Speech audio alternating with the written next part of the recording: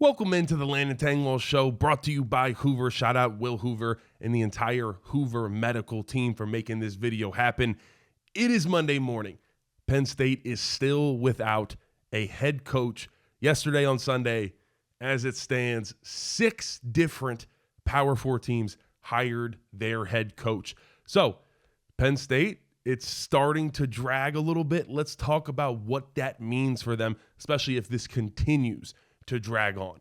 And do not worry, I will have you guys up to date on all things coaching search, especially once we actually hire the coach. Come here for the best news. I'm going to be doing full breakdowns of every single person that walks in that Lash football building, head coach, coordinators, position coaches, players out of the portal. I got you guys covered. No paywall, just Tengwall. Hit that subscribe button. Continue to support the channel. Stay up to date. My initial biggest worry for this next head coach of Penn State is trying to retain the top returning players for Penn State, because you think you're frustrated as a fan. I know that we live this life. We're all probably at work. I know I'm at work, sitting on Twitter, surfing my phone. So we live this, but at least we can still get away from it. We can turn it off.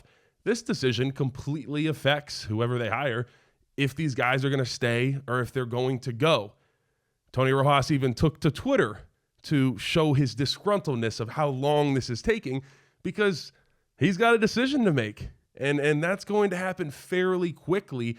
Every hour that passes, it makes it harder and harder to be able to retain these top Penn State players, because there's a ton of other teams already out there that, even though the portal doesn't open until January 2nd, I mean, it already started, but starting Sunday morning, agents, players, their phone ringing off the hook of just trying to get recruited, especially Penn State players. Because you look at that, if I'm another team, I'm thinking, oh, that's easy pickings. Let's pick that carcass until it's all the way bone dry and it's done.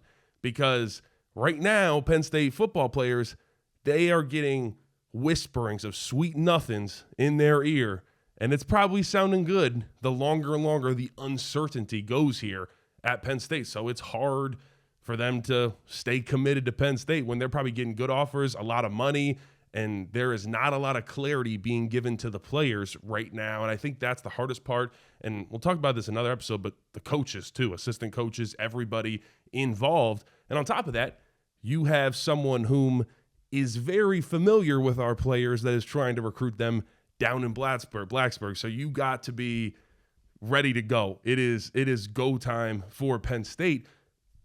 And the transfer portal class is already going to be huge for Penn State in January. When that thing closes, I expect Penn State to be 50 plus at least. You got to try to keep the known commodities that you have in state college. Now, another issue that you're facing here, if you're Penn State, the longer this goes on, is you are shrinking the window that your new hire has to be able to bring his 2026 commits from wherever he's coming from, whatever school that is, to bring those guys with him to Penn State as now Penn State 2026 commits. So essentially flipping them. National Signing Day, 48 hours. It's 2 days away.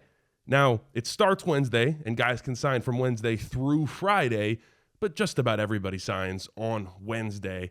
And no one is waiting. Some people say, hey, what about the second period in February, which used to be the normal signing period? Now that's kind of just scraps that are left over. No one's waiting. If you tell someone to wait, if they want early enroll, they can't early enroll if they sign in February. So that's not going to happen. It's going to be difficult. And another reason why I think it could be difficult, at least the names that we are hearing that are being brought up in the Penn State head coach circles. We're looking at BYU, USC, Tennessee, Alabama.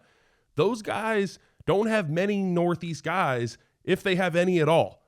So you can't expect their recruits, their commits to their school, especially if they're not even close to the East Coast, to just say, oh yeah, I'll sign with the school without actually being able to go and see said school. Now, if you make the hire, Pat Kraft would have made the hire on Sunday morning. Coach gets here. He's calling guys up. Hey, skip school Monday or Tuesday. Let's get you on the first flight out in the morning. Get you over here to State College, see Penn State. Let's do this thing. Let's get you signed, ready to go with Penn State. That gives you at least a little wiggle time. It was already going to be tough.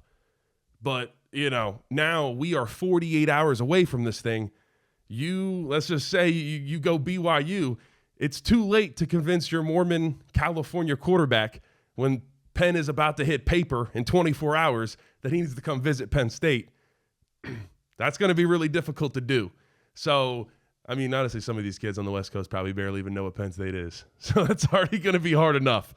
It is very important to be able to bring some of those recruits with said coach, because we saw that with James Franklin. A couple of the guys that James Franklin brought with him from Vanderbilt, Trace McSorley, Grant Haley, Amani Awarie, like those are guys that were committed to Vanderbilt, flipped with James when he came to Penn State, and they were a part of the Big Ten team, a part of Fiesta Bowl champions. Like, it's going to be important for the next coach that he is going to have to try. I mean, at this point, it's already Monday morning, but try to get something in the 2026 recruiting class, because right now you have 105 roster spots that need to be filled. That is up from the 85 last year. Penn State had 34 guys walk on senior day. On top of that, last year, so in the 2020, I guess that's 2025 portal, Penn State had 18 guys leave. I would say with the circumstances, you can probably double that, I would say, at least.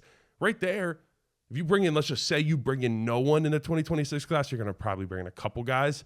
That's 70 roster spots. And if you don't get it out of the recruiting class, how do you get those 70 guys? You get them all from the transfer portal. So people are crazy saying there's no way that Penn State could go into the portal for 60, 70 guys. Well, it's actually very realistic when you start to look at the numbers, and if you aren't able to land any big-time recruits in 2026. That'd be far and away the biggest transfer portal recruiting class ever. UNC was up there with Bill Belichick. They were a little over 40, but I think Penn State is going to top that significantly. Pat Kraft has to move if he wants to help out his next head coach with just roster building. Now, the last, I'd say, kind of harmful piece of this that I almost poses a question. Let me know what you guys think about this one in the comments. Do you risk hurting Penn State's brand as just this national blue blood? Because the longer this goes on, and say what you will, Penn State is getting laughed at because we were the first one, basically, and the first big team to get rid of their head coach. And we're essentially the last one to fill the slot. So, I mean, we've been open. We've had the advantage, and that advantage has went. It has left, and now you are sitting there, and it is, oh, crap, who are we going to get? Can Pat Kraft pull it out? Maybe he can. I don't know. But, I mean, Michigan State, not that they made a big-time hire with Fitzgerald necessarily, but they fired their guy, and they hired their guy within, like, an hour and a half. It's like the Pete Nakos tweets were like an hour and 56 minutes apart. I mean, they were on top of it. Now, you can also say, who cares about what the national media says? Recruits do. I'll tell you, as someone who was a former recruit, I listen. Just like any other college football fan that isn't all the way tapped in with Penn State, they're going to hear the narratives that are echoed, and that starts to creep in. I don't really know if I want to go there. They're not up there with the Ohio States and Alabamas, and whether we are or not, if that's getting pushed, that it's hard to even pull someone at Penn State. Well, that starts to hurt the narrative.